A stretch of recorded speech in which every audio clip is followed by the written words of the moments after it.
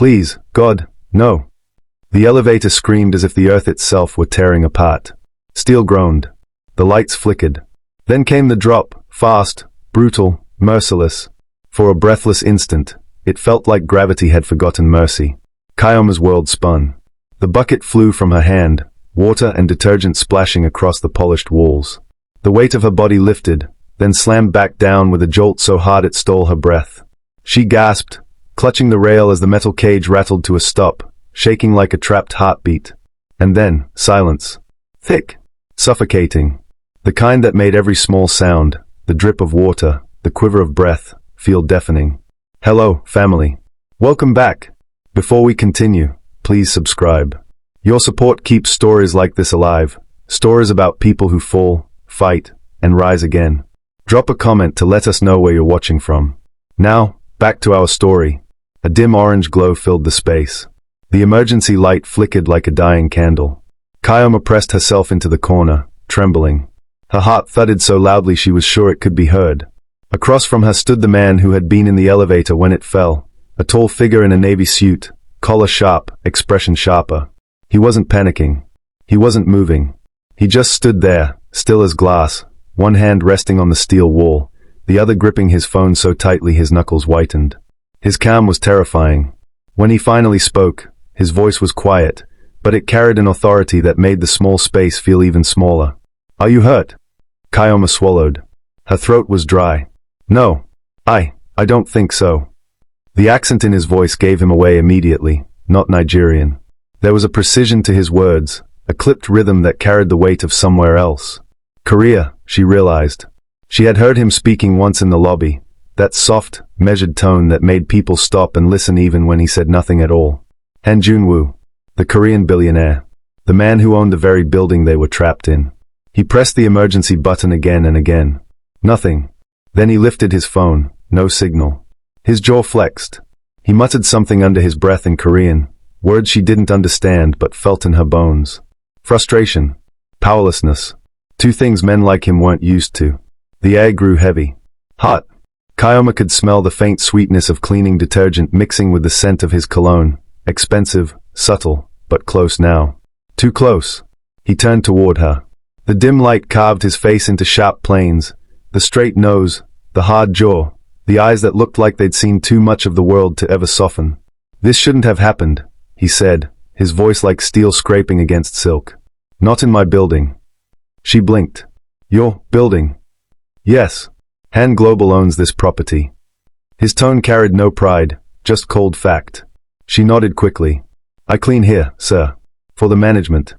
Something flickered in his eyes, recognition, then disinterest, as if he were mentally filing her away among 1,000 other staff members whose faces he never remembered. But there was something else too. Curiosity, faint but undeniable. A tremor ran through the elevator again, sharp, quick. Kayoma gasped and lost her balance. Her hand slipped.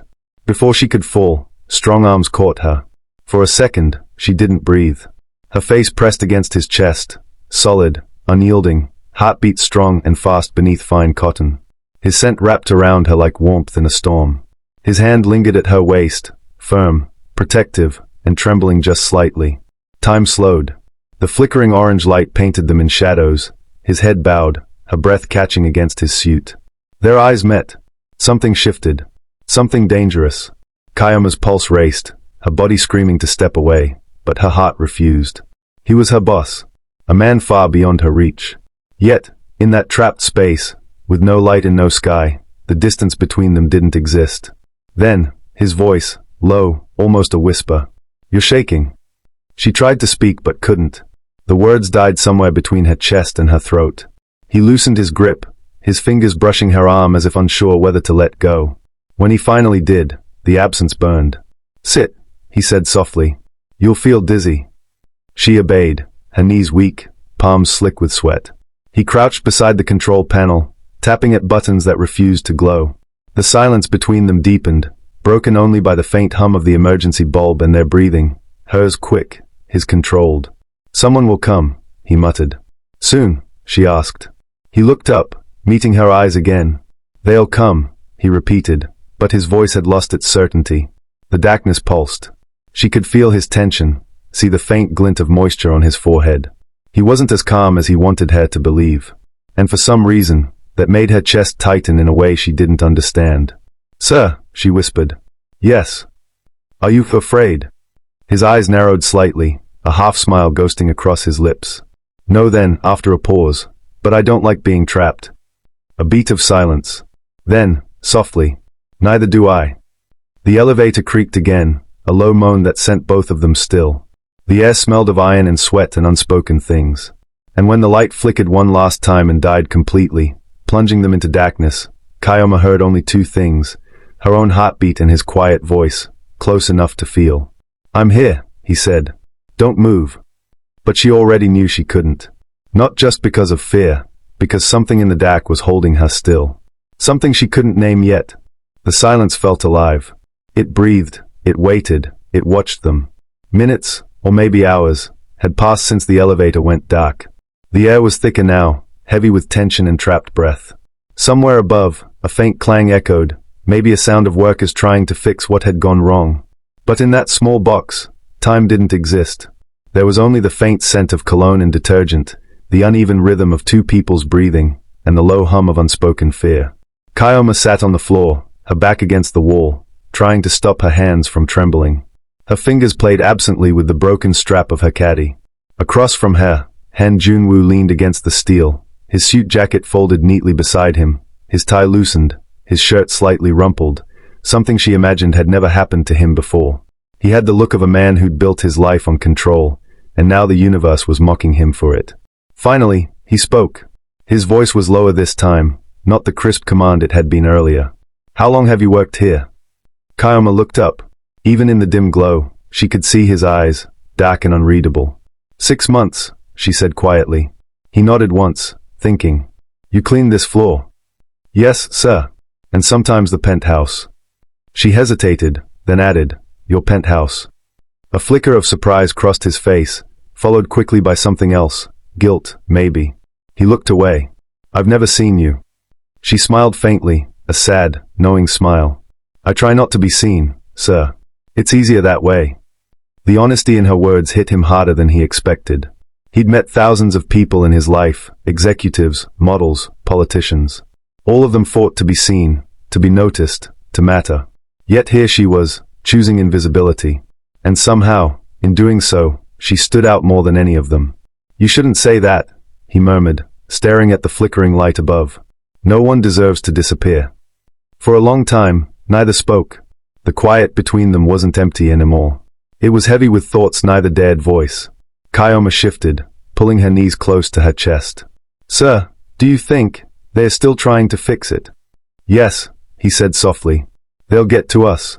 Lagos power systems are unpredictable. The generator should have kicked in by now." "You sound like you've been here a while," she said. He gave a short, tired laugh. 3 years. Long enough to know patience is a luxury here. His accent wrapped around the English words in a way that made them sound softer, richer. Korean rhythm inside Nigerian chaos. It shouldn't have worked, but it did. "You must miss home," she said. He paused, then looked at her. "Home?" He let out a dry breath. "I'm not sure I know what that word means anymore." Her brow furrowed. "Everyone has a home." "Not everyone," he said quietly. "Some of us only have destinations." She didn't fully understand, but she felt the sadness in his tone. A man who had everything, money, power, respect, but still sounded lost. He noticed her gaze linger on him and smiled faintly. "You're staring." "I'm sorry, sir," she said quickly, looking away. "Don't be. You're the first person who's looked at me without wanting something." Her eyes lifted slowly to his again. "What could I possibly want from you, sir?" He didn't answer. Instead, he studied her, the way her uniform clung to her shoulders damp with sweat, the faint streak of dust on her cheek, the quiet strength in her posture. She wasn't beautiful in the polished, expensive way he was used to. She was real, raw, the kind of beauty that lived in the details, the calloused hands, the tired eyes that still held light. "Your work," he said softly. "Why do you do it?" She hesitated, wary of pity. But there was none in his eyes. Only curiosity. So she told him. "My younger brother, Emeka," she began. "Is studying electrical engineering at Unilag. Smart boy. Too smart. My parents, They try, but money's tight. I just want him to finish school. To have a chance. Her voice trembled slightly, but not from shame. It was love, simple, fierce, and pure. Han Junwoo said nothing for a while. His eyes softened, the hardness fading. He thought of his own younger sister in Seoul, the way she'd laughed when they were children before he left home chasing success. He hadn't called her in months. Maybe a year. You must be proud of him, he said finally. I am. A small smile tugged at her lips. He says one day he'll build things people will look up to. And you? She frowned. Me? What do you want to build? Her smile faded. I don't know. Maybe just a quiet life. A safe one. He looked at her for a long moment, then nodded. That's harder to build than skyscrapers. The light flickered again, humming like it was struggling to stay alive. Kyoma hugged her knees tighter. Sir, do you think we'll get out soon? He hesitated. Yes, he said finally, but the word sounded like a prayer more than a promise. A sudden sound came from above, a thud, a distant voice, then silence again. Kyoma flinched. Han instinctively reached out, his hand brushing her arm. The touch was brief, barely a second, but it sent a current through both of them. When he realized what he'd done, he pulled back slowly, his composure cracking just a little. Sorry, he murmured. It's okay, she whispered.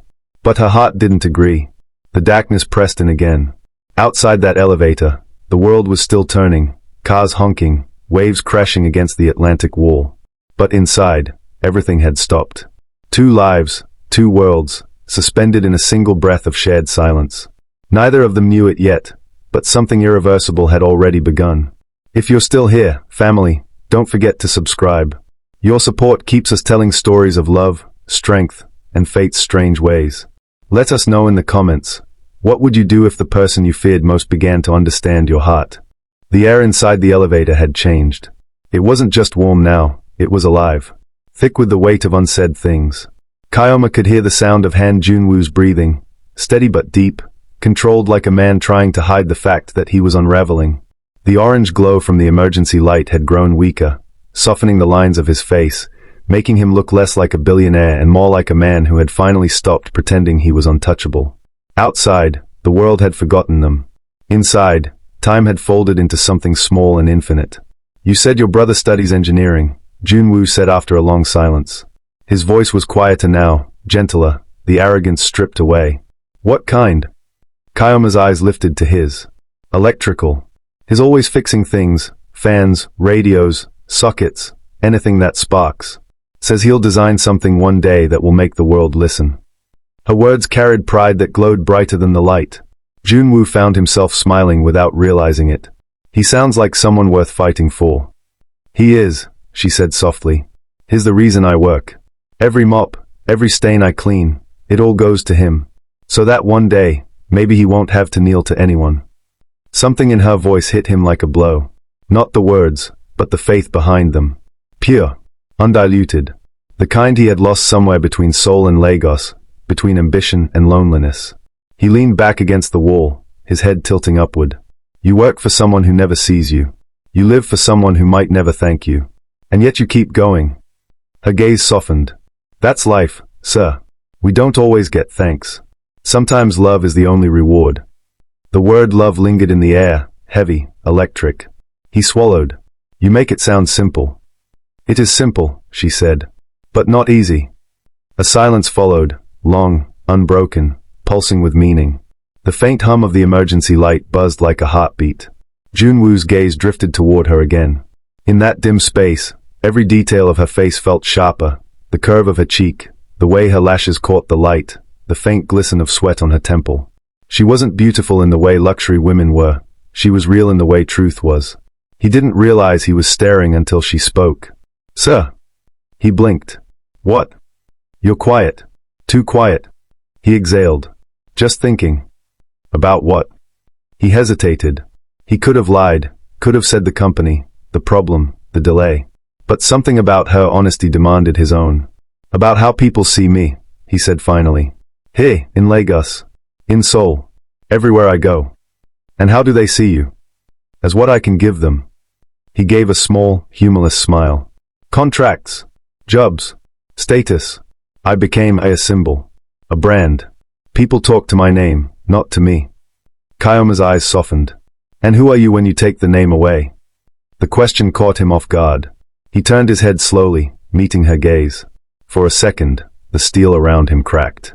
I don't know, he admitted. I think I forgot. Something inside her stirred. She wanted to reach out, to tell him that he wasn't the only one who felt invisible. That she, too, lived in the shadows of other people's names. But she stayed still. Some silences didn't need words. Then a faint shiver ran through her body. The heat had begun to fade, replaced by a creeping chill. The elevator's metal walls breathed cold into the space. She rubbed her arms. Are you cold? She started to shake her head but stopped when she saw the look in his eyes. He had already slipped off his suit jacket. The fine Korean fabric glinted faintly in the light as he moved closer. Here, he said, draping it over her shoulders. The warmth of it wrapped around her immediately. It smelled of him, clean, earthy, and something deeper she couldn't name. Her fingers brushed the sleeve, and a jolt of awareness shot through her chest. Sir, I can't. Don't argue, he said softly. You're freezing. It was the way he said it, quiet, commanding, but not cold. There was care beneath the authority, and that was what broke her. For a long moment, she couldn't speak. Thank you, she murmured, her voice barely audible. He nodded, sitting back against the opposite wall. The jacket seemed too heavy, not because of the fabric, but because of what it meant. His warmth lingered on her shoulders, sinking into her skin, into her breath, into the quiet part of her that had always believed men like him didn't see women like her. Minutes passed. Maybe hours. She lost count. Then he spoke again, his voice lower than before. Back in Seoul, my mother sold rice cakes on a street corner. Every morning before school, I helped her. I used to hate it. The smell. The noise. The sweat. Kyoma looked at him, surprised. He wasn't looking at her anymore, he was looking through time. One day, he continued, she told me, don't ever think small work makes you small. Every clean hand once touched dirt. He smiled faintly. I haven't thought about that in years. Kyoma's throat tightened. She wanted to say something, but all she could manage was, she sounds like a wise woman. She was. His voice softened. I wish she could see me now. She can, Kyoma said gently. Even if you can't see her. Their eyes met again. This time, the silence didn't feel heavy. It felt safe. Shared. The elevator creaked suddenly, snapping them both back to the moment. Kyoma flinched. He reached for her instinctively, his hand brushing her fingers. Neither pulled away. Do you trust me? He asked quietly. She hesitated. I don't know you. He smiled faintly. Then maybe that's why you can. She looked at him for a long second, then nodded. And in that dark, suspended box above the city, something invisible shifted. A promise formed. Not with words, but with warmth.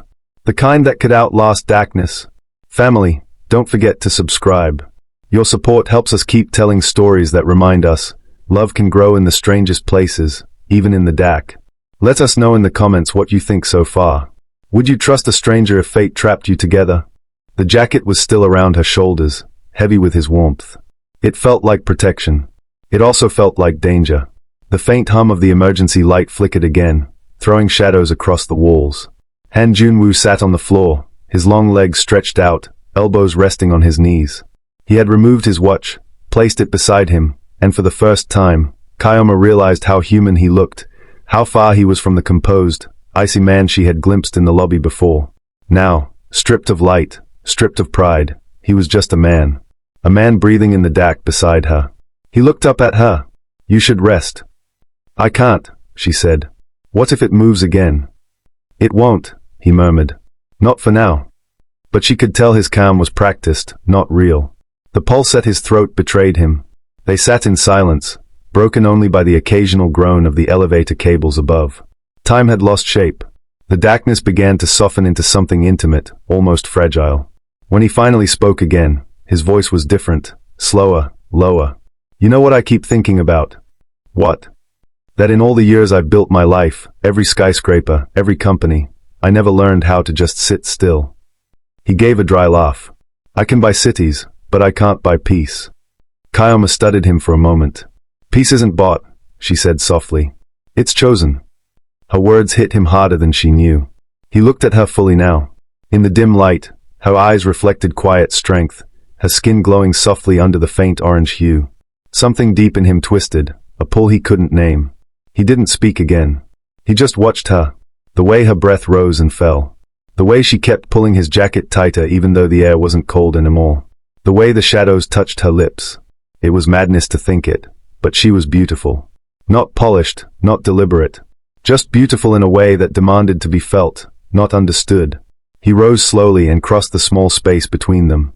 She looked up, startled, her pulse jumping. "Sir!" He stopped right in front of her. The silence between them became electric. "Han Junwoo," he said quietly. She blinked. "Sir." "My name." "Not sir." "Not here." Her lips parted slightly. "Han Junwoo." The way she said it, soft, careful, respectful, made his chest ache. He knelt in front of her, one hand braced against the wall beside her head. The air between them thickened, charged with something that had been building since the first drop of the elevator. "Kyoma," he said, her name coming out like a confession. She froze. His voice wasn't commanding this time, it was reverent, almost trembling. He lifted a hand slowly, giving her time to pull away. She didn't. His fingertips brushed her cheek, tracing the faint line of dust there. Her breath caught, her lips parting slightly. "Why are you doing that?" she whispered. He hesitated. "Because I can't stop thinking about you." Her eyes widened, shock and disbelief warring in her chest. "Me? You don't even know me." "I know enough," he said. His thumb lingered on her skin. "I know you're the only person who's looked at me and seen a man, not a company." "Sir." "Junwoo," he corrected gently. She swallowed, her heart pounding. "Junwoo, this isn't right." He smiled faintly. "No, it's not." But neither of them moved. He leaned closer, so close she could feel the warmth of his breath. Every inch between them disappeared until there was nothing left but the trembling air. Her pulse raced. Her hand rose unconsciously, brushing his sleeve. The world outside the elevator didn't exist anymore. There was only this, the dark, the light, the feeling.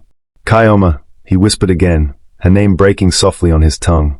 She closed her eyes, and for one stolen heartbeat, the distance between them vanished. But then, he stopped. His forehead pressed against the metal wall beside her head. His jaw tightened. His breath came fast, uneven. "No," he said under his breath. "Not like this." Her eyes flew open. "What?" He stepped back sharply, raking a hand through his hair. "You're scared. You're trapped. I'm the one who put you here. This isn't how it should happen." His words landed heavy, but there was pain in them too. He wasn't rejecting her. He was fighting himself.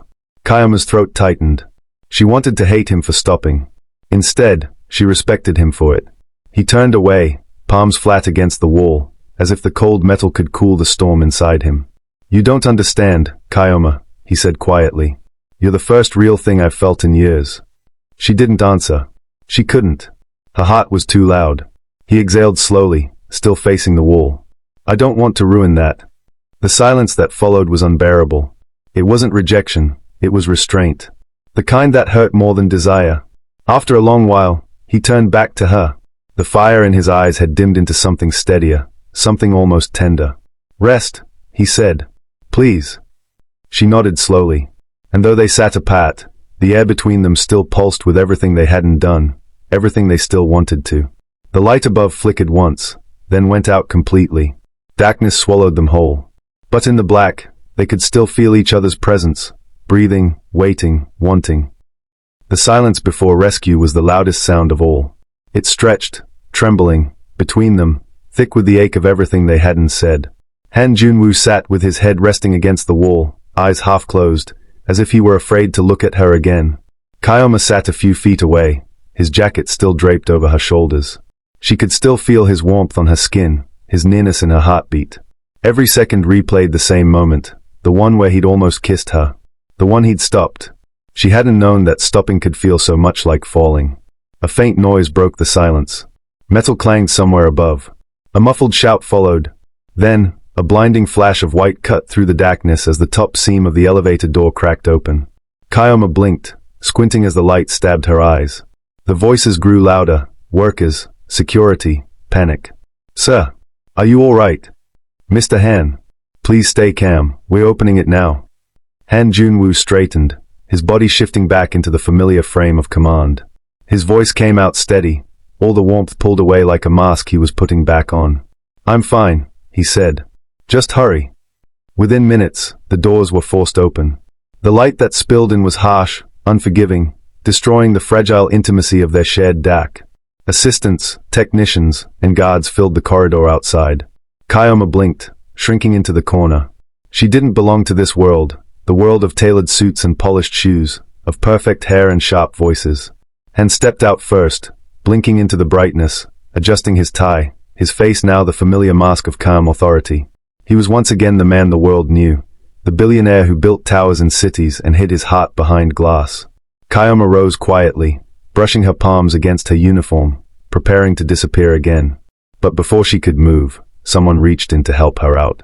"Careful," a technician said gently, pulling her up.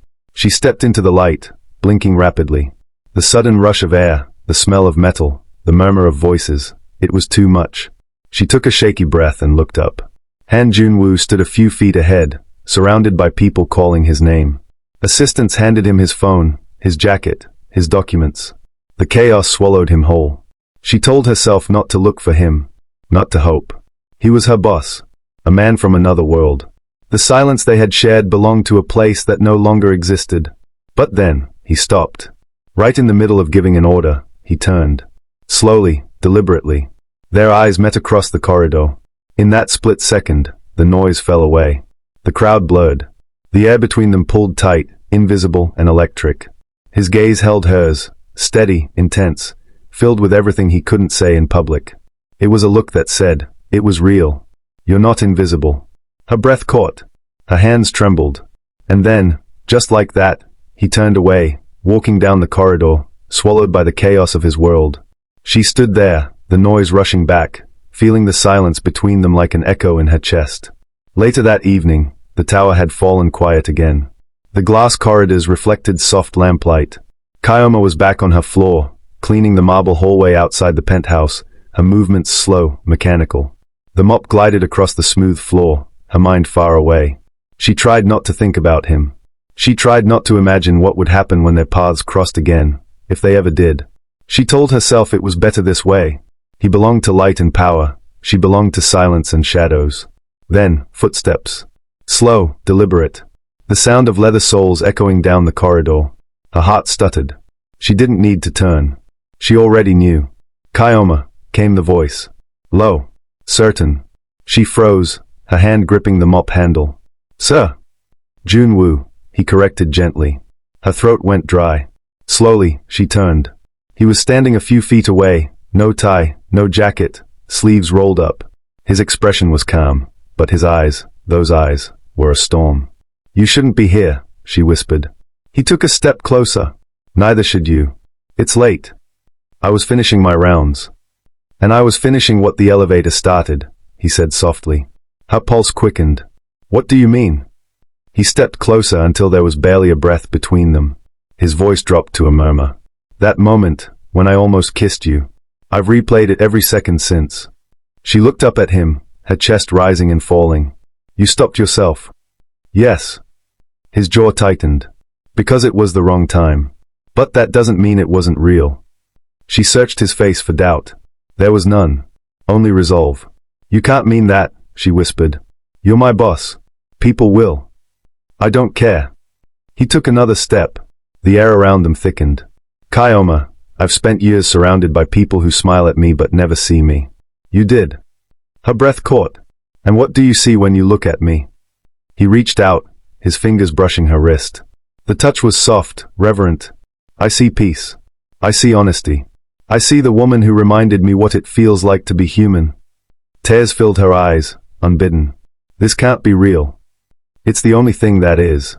For a moment, the world held its breath. And then, finally, the space between them disappeared. His hand cupped her cheek, and when he kissed her, it wasn't the reckless desire of a man defying rules. It was the quiet surrender of someone who had found home in the last place he expected. When they pulled apart, she was trembling, breathless. He smiled faintly. "You're shaking again." Her voice trembled. "You said not to be afraid." "I didn't say I wasn't," he murmured.